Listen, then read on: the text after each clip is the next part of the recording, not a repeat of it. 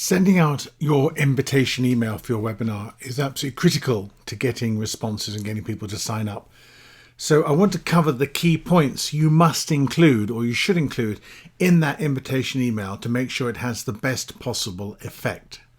So these are all the key things you need to build in when you're designing it. It's almost a checklist, and I'll make sure this is available as a PDF afterwards, but go through these points and make sure you've covered them all in your invitation email.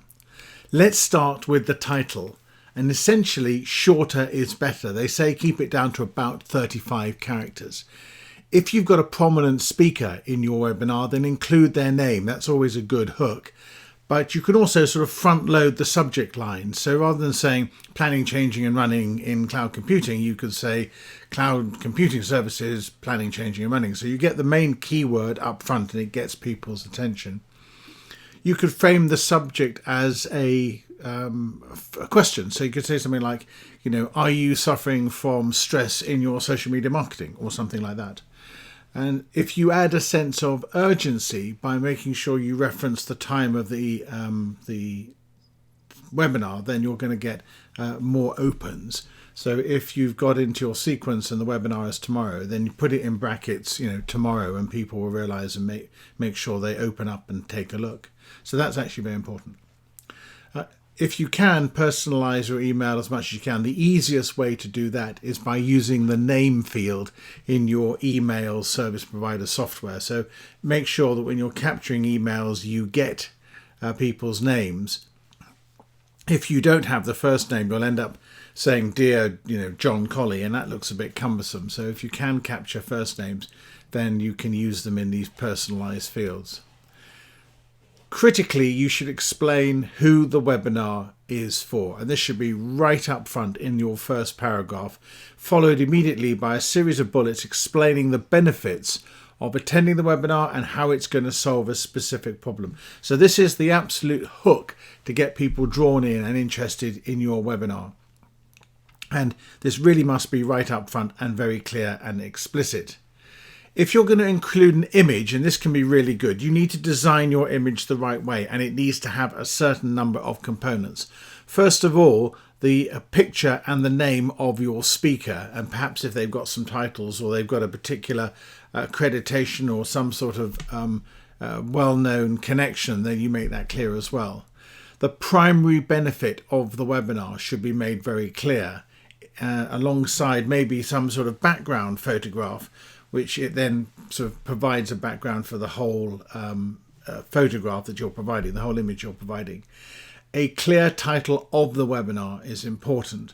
And then you follow that with the date, the time and the time zone, and possibly even the expected duration of the webinar, and a clear button encouraging them to RSVP or register. Now, if you can't make that button interactive, you can actually make the whole of the image interactive by embedding it with a link. So if you want to make sure people click on it, encourage them to click on it. If they click on the button, they may actually be clicking on the whole image. It doesn't matter. It'll still go through to the registration page. Make sure you put a little bit about the person who's speaking in the email. So a short bio, maybe only a paragraph or two, and an image of the speaker, so they really know who they're going to get all this wonderful information and knowledge from. Critically, make sure you prominently feature the time, the date and the time zone, and possibly give an Eastern time zone and a Pacific time zone, or a US time zone and a European time zone. But make sure these are absolutely critically clear in your email. You might even want to put a little image of the time and date in the email to make sure people pick up on it. Really important that they know when it's coming and what time it will be. Ensure that you have your link or your button to the registration page with a very clear call to action. RSVP here, register for the email here, something like that. And you want your calls to action with at least 2 more links, one further down in the page and one as a PS. So people have plenty of opportunities to click on the link as they're reading through your text.